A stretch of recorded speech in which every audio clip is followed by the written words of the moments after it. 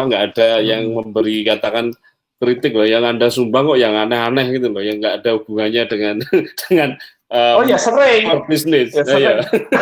Ya sering, orang-orang di kantor itu sering bingung kok. Tapi buat saya ya itu tadi bagaimanapun bagi saya ya kebetulan saya pengusaha, Prof Budi mungkin di akademis, setelah apapun yang kita lakukan tujuannya kan sebenarnya dalam hidup ini networking juga kan akhirnya. Iya betul. Iya kan, materi ini kan buat saya ya medium saja sebenarnya.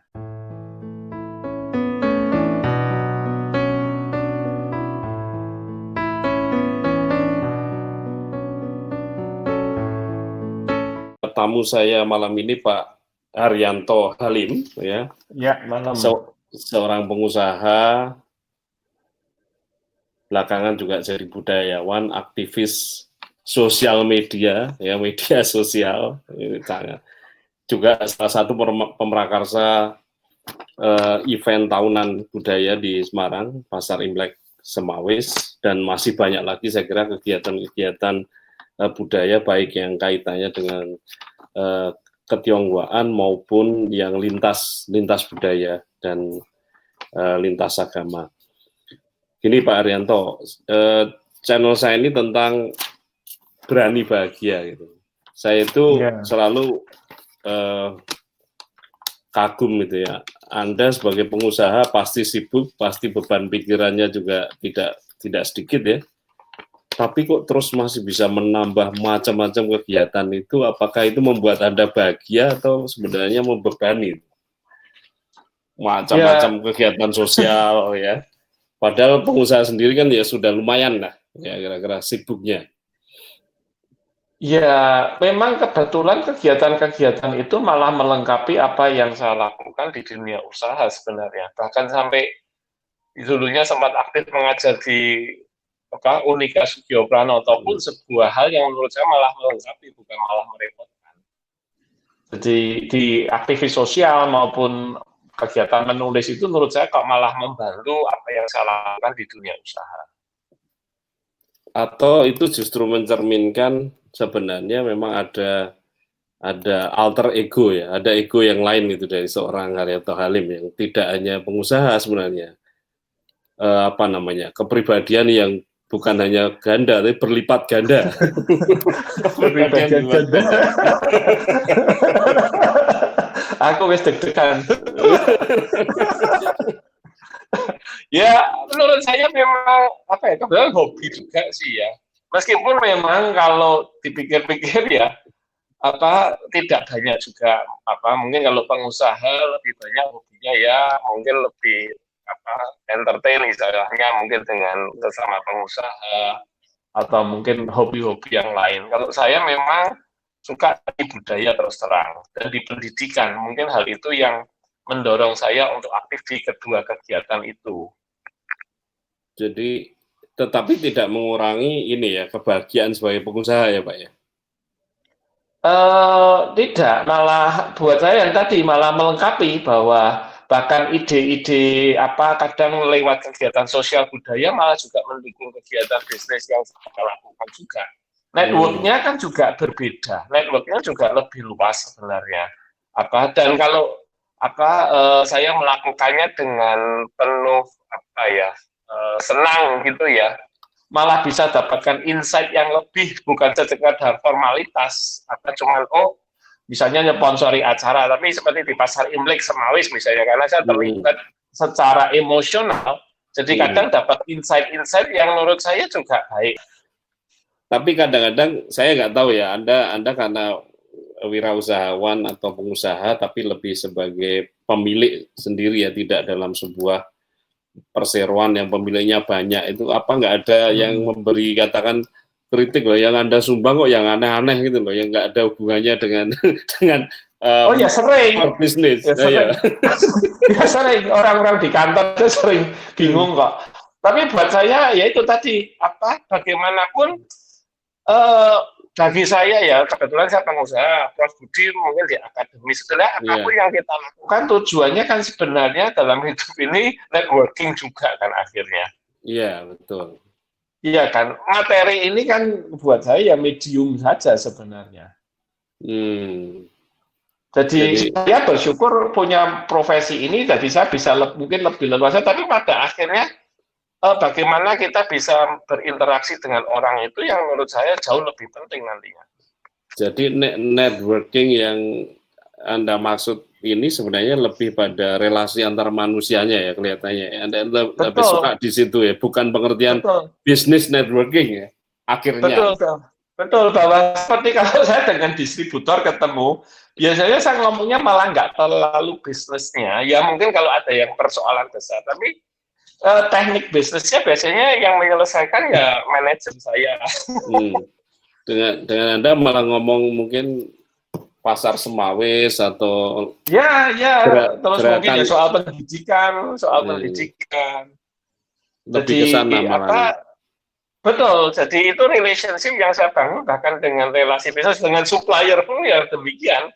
Ya meskipun setelah presentasi produk dan lain-lain, tapi Ya. mungkin kadang bisa separuh waktu atau bahkan mungkin ya berapa persen waktu habisnya malah ngobrol yang enggak. Dan itu malah ada perjumpaan kayak antar manusia ya Pak ya, artinya malah antar manusia hati Betul, ke hati ya. betul, Malah. betul. Hmm. Bahkan kelihatannya beberapa supplier kalau yang dari Jakarta mungkin karena dari Jakarta kan tegang, kaku, dan kalau ke Semarang saja happy. malah jangan-jangan malah terpengaruh ikut bikin event yang aneh-aneh juga ya. Ya, ya selain mungkin ya wisata kuliner, tapi mereka cukup enjoy kalau dengan interaksi yang tidak terlalu kaku, hanya terbatas dalam koridor bisnis saja. Iya. Kalau ini agak filosofis mungkin Pak. Kalau menurut seorang Haryanto Halim yang tadi ya multi dimensi tadi, kebahagiaan ini apa sih Pak? Kebahagiaan tentu dalam hidup ya. Karena ada yang mengatakan Anda baru tahu Anda bahagia itu setelah meninggal, tapi di dalam hidup itu memahami kebahagiaan sebagai apa ya Pak ya? Ya apa ya? Kebahagiaan memang susah ya. Tapi kalau buat saya sebenarnya bahwa susah itu pun bagian dari kehidupan juga yang menurut saya harus kita terima. Jadi saya tidak akan mendefinisikan kebahagiaan berdiri sendiri, tapi bahwa segala sesuatunya itu melengkapi mosaik kita sendiri. Kalau itu nggak ada, malah mungkin ya nggak bahagia sebenarnya. Ada nggak pengalaman sebagai pengusaha di luar urusan yang budaya dan lain-lain tadi ya Pak ya? Yang bisa membuat pernah membuat Anda bahagia sekali itu pada momen seperti apa kira-kira Pak dalam Kalau produknya ternyata diterima pasar dengan baik. Produk diterima dengan pasar dengan baik itu tidak harus urusannya dengan yang istilah sekarang cuan ya, tapi lebih pada mungkin penerimaan terhadap produknya gitu.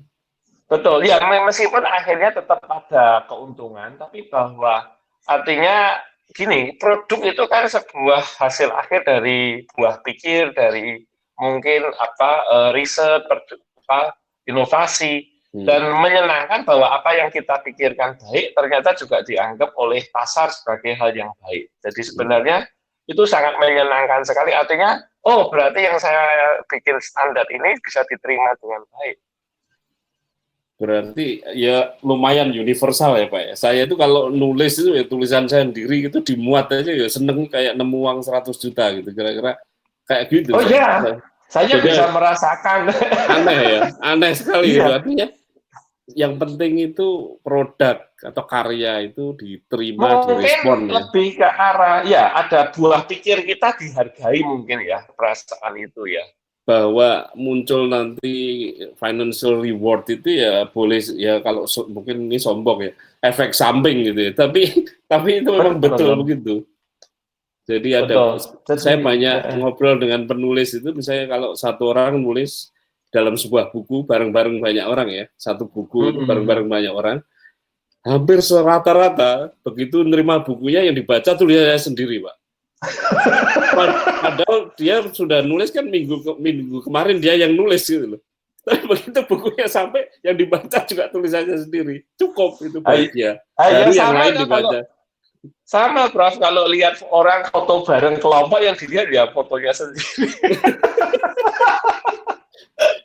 Tapi saya menemukan tadi loh, kok ada kebahagiaan itu universal sebenarnya. Berarti harus ada pihak lain yang mengapresiasi ya, kesan saya loh kalau saya tangkap tadi. Oh Kita sudah iya, berusaha berinovasi, toh betul, akhirnya betul. respon orang yang penting gitu. Betul, betul. Mungkin saya pernah mendengar kisah lah, ini mungkin memang kebahagiaan memang harus ada yang dengar. Jadi ada orang terdampar di pulau, terus dia sendirian, kesepian, terus suatu ketika apa ada terdampar cewek seksi juga di pulau itu, ya akhirnya mereka ya seneng-senengan gitu. Tapi suatu ketika si cowok ini bilang, besok kamu mau nggak tak dandanin seperti cowok pakai baju, terus dikasih kumis, dikasih ya nggak apa-apa lah, terserah gitu. Akhirnya besoknya si cowok ini dandani cewek yang seksi itu sebagai cowok, terus diajak jalan-jalan, terus akhirnya dia bilang gini, misalnya namanya dianggap, bang tahu nggak, aku kemarin ketemu cewek yang seksi banget itu, dan dia dengan bahagia sekali. Artinya dia butuh teman untuk cerita kebahagiaannya, baru dia bahagia komplit itu. pada subjek yang sebenarnya sama ya. Iya, tapi dia butuh orang untuk berbagi-bagi, baru kita bisa bahagia. Kalau dipikir-pikir betul loh, saya terus terang memang selalu bercerita kalau sudah mulai happy itu memang selalu menghubungi istri ya, berdiskusi meskipun kadang mungkin ditanggapi gimana, tapi bahwa there is somebody I can talk to itu sangat penting sekali. Sekarang Pak, dengan saya lihat Anda kan aktif sekali di media sosial ya Instagram, Facebook gitu ya. Itu Anda menemukan happiness juga nggak di sana? Oh iya, saya juga ternyata itu hobi menulis sejak SMA yang kemudian terbengkalai puluhan tahun, baru saya ambil mungkin 10 tahun yang lalu juga. Dan banyak penggemarnya loh Pak, sebenarnya sudah mulai banyak yang menggemari ya, dari komentar itu kan kelihatan ya. Ada yang nunggu lah, kira-kira ada yang nunggu. Iya. Ya itu saya juga merasa happy kalau bisa nulis itu. Wah, itu berarti menemukan kembali dimensi yang lain. Betul. Dimensi yang lain. Dan itu ternyata hobi yang menurut saya sangat menyenangkan karena saya bisa nulisnya di mana saja. Saya nulisnya pakai HP, jadi nggak pakai laptop. Nah, sangat fleksibel, mau di airport, mau di kamar mandi. Nah itu bagusnya karena Anda menulis bukan karena dikejar tugas untuk menulis ya, deadline. Tidak ada siapapun yang mendeadline Anda dan tidak ada siapapun yang menilai nantinya bahwa harus menulis berapa banyak atau seberapa bagus ya. Itu malah hasilnya malah lebih alami malah biasanya. Dan juga saya karena tidak merasa punya posisi tertentu yang saya harus menjaga kesakralan gitu. lebih fleksibel lagi. Ini Pak, Anda menulis atau melakukan karya sosial juga ya, karya sosial atau karya budaya atau perjumpaan dengan orang-orang itu nggak merasa kehilangan waktu ya Pak, dalam pengertian katanya di bisnis time is money, dan bahkan sebenarnya tidak hanya di bisnis, di kerja profesional ini kan orang semua juga mikirnya, wah waktu saya hilang ini. Itu nggak pernah muncul itu ya? Perasaan ya karena perjumpaan itu buat saya kalau berbuah dan menghasilkan dan kita juga banyak belajar, juga buat saya sesuatu yang mungkin berharga juga. Ya perjumpaan saya dengan akademisi di Unika pun buat saya hal yang sangat membekali sekali. Dengan Prof Budi diskusi dulu zamannya dengan Tung Weming buat saya sangat membantu sekali. Jadi kita ini kan kenal, artinya berjumpa itu 25 tahun ya, tapi malam ini saya juga dapat banyak hal baru loh sebenarnya. Sisi lain dari saya pikir ini waktu kok, dan makin lama kalau saya amati dari kita kadang-kadang jarang bertatap muka ya, tapi saya ikuti dari sosial media ini Anda makin masuk loh Pak ke macam-macam persoalan. Nah, artinya macam-macam persoalan, tapi lebih budaya. Memang tidak politik, tapi keterlibatan di situ makin intens. Itu berarti artinya kan perusahaannya sudah mapan kira-kira ya, sudah bisa dilepas gitu. Masih saya masih ngantor tiap hari ya. Termasuk ngurusi ini apa yang plastik yang sampai lupa aku. Ecobricks misalnya. Ecobricks, ya. Iya, takes time juga kan, tapi ya, tapi buat saya itu karena persoalan lingkungan ya, mungkin karena kumpul dengan Prof Budi. Tapi terus terang buat saya sendiri memang persoalan lingkungan sesuatu yang menarik. Jadi bahkan saya kan juga di rumah bikin kompos dari sisa buah-buahan pun rutin saya jalankan sampai hari ini. Jadi itu memang secara sadar saya jalankan dan saya menikmatilah proses itu. Ya. Saya kira-kira keliru nggak kalau punya penilaian Anda ini orang yang mungkin sederhana ya, dalam gaya hidup sederhana menurut aku. Untuk ukuran Anda itu, Anda sederhana. Itu apakah karena ya tadi karena punya perhatian pada bidang-bidang yang tidak sekedar dunia usaha, itu bisa mempengaruhi juga gaya hidup ya. Ini kaitannya dengan nanti pengusaha yang lain lah maksud saya. New breed of businessman ya, mungkin ke depan tuh mungkin muncul pengusaha-pengusaha generasi yang baru itu yang mungkin bisa punya gaya hidup yang seperti Anda mungkin. Atau mungkin Anda one in million. Cukup banyak sih. Enggak, cukup banyak sih yang memilih gaya hidup lebih simpel, ugahari, dan mungkin lebih membumi. Kalau saya terus terang juga pendidikan orang tua juga berpengaruh. Secara tidak langsung, karena papa saya itu dulu juga simpel. Papa saya itu dulu celana pendekan dan nggak pernah pakai sandal jaka. Di rumah maksudnya? Di rumah, dan kadang ya di rumah, tapi di rumah kemana-mana ya jaka itu aja, dan simpel sekali. Dan salah satu yang ternyata saya adopsi tanpa sadar, yaitu papa saya itu kalau makan, apapun yang ada di meja makan, dia makan dengan sangat lahap sekali. Wah, kadang campurannya nggak karuan, udah campur capcay aja atau udah campur, kayak dicampur dimakan, dan dia sangat menikmati rasanya. Dan ternyata itu memang saya adopsi tanpa sadar. Jadi saya memang apapun di meja makan saya makan memang. Gini Pak, tapi kemudian tadi tuh kayak memilih gaya hidup yang simple, artinya simple, sederhana atau simple living itu ada pengaruh dari pergaulan yang kemudian makin luas itu enggak Pak? Dalam perjumpaan sehari-hari kan Anda tidak hanya ketemu orang-orang katakanlah dari dunia usaha sebenarnya, ketemu orang-orang bahkan saya lihat, saya amati beberapa seniman-seniman yang tidak harus terkenal tapi karyanya menyentuh Anda pun kan Anda serawungi ya. Ini bagi saya wah, itu memberi pengaruh enggak itu?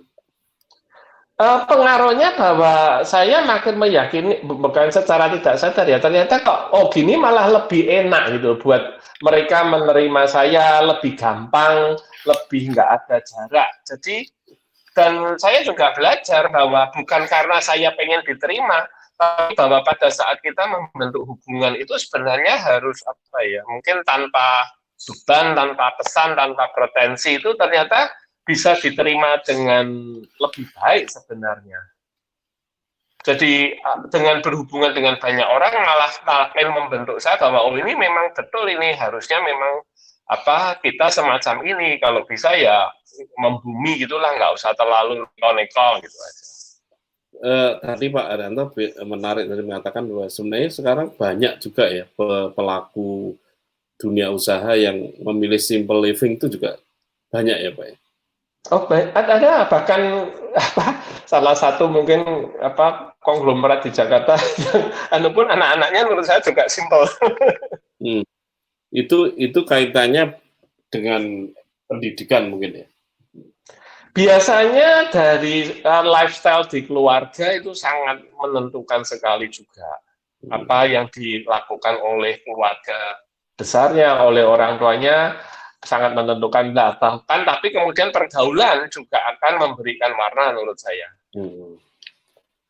Saya untuk yang terakhir itu, ini terakhir Pak Arianto, saya ingin kembali ke yang tadi ucapan Anda di awal tadi yang menurut saya sangat signifikan. Anda mengatakan bahwa ya istilahnya keberhasilan usaha itu atau kekuatan finansial itu sebagai medium, betul ya kalau saya nggak salah menangkap ya.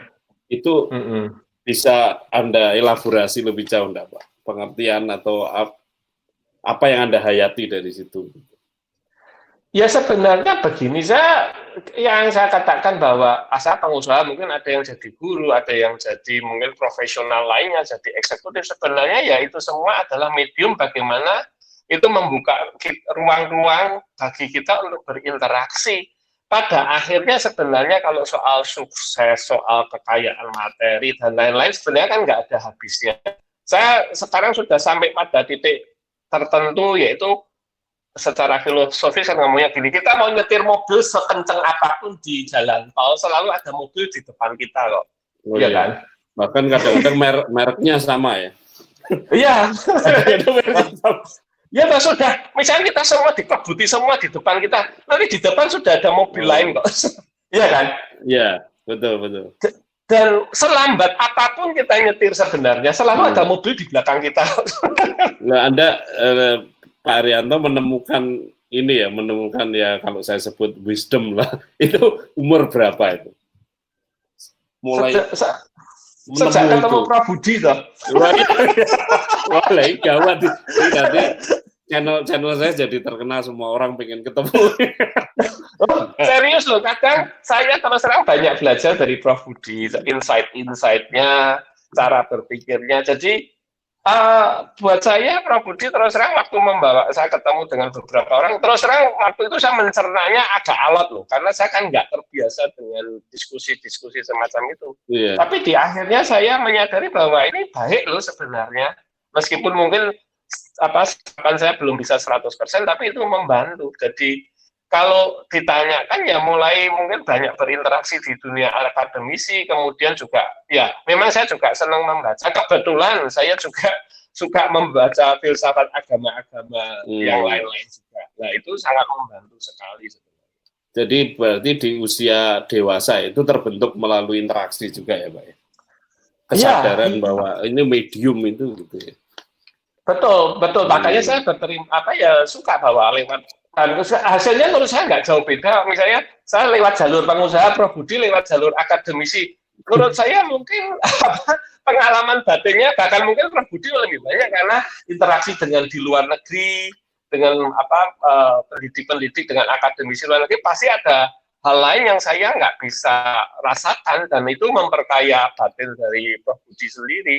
Jadi menurut saya jalur-jalur itu menurut saya kesempatan kok, dan kita nggak bisa milih toh, wah saya harus lewat jalur akademisi supaya itu yang enggak. Kalau kebetulan kita pengatung atau kita penari ya lewat jalur itu coba kita memperkaya batin kita, pengalaman kita. Jadi ini yang menarik untuk salah satu kesimpulannya, memang apapun kesuksesan atau akses yang kita miliki itu ya hanya medium untuk berjumpa dengan manusia lain. Nah, syukur-syukur bisa membantu, bahkan memperkenalkan orang lain, bisa beraktualisasi lebih baik, dan ini kan bagian dari itu ya. Menarik. Betul. Dan pada akhirnya mungkin memaknai keberadaan kita di dunia. Benar. Sekarang tadi saya bilang terakhir, sekarang jadi ingat satu. Saya itu paling susah lupa ya. Anda itu kok suka sekali menggunakan ya produk-produk fashion.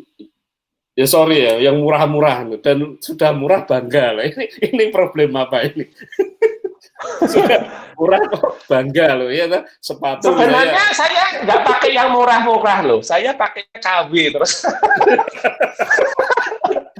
Foto ya. Saya pernah dengan bangganya beli di Korea waktu itu yang Supreme itu loh, kaos sama celana.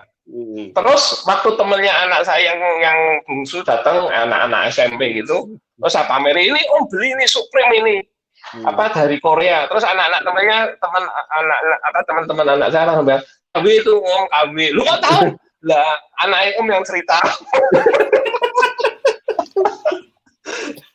Tapi itu sebenarnya ada semacam apa ya? Anda sebenarnya ingin ya kan tadi kan soal keberadaan, ingin menebar sebuah nilai atau apa gitu.